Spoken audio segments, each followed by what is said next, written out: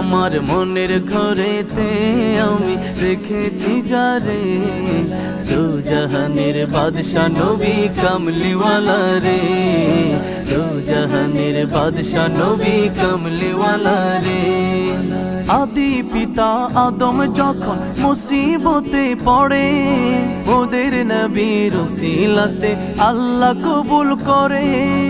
আদি পিতা আদম যখন মুসিবতে পড়ে, ওদের নবীর উসিলাতে আল্লাহ কবুল করে।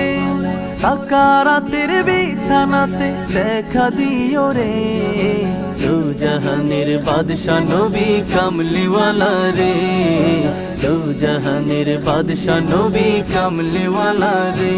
আমার মনের ঘরেতে আমি রেখেছি যারে, দু জাহানের বাদশা নবী কামলিওয়ালা রে।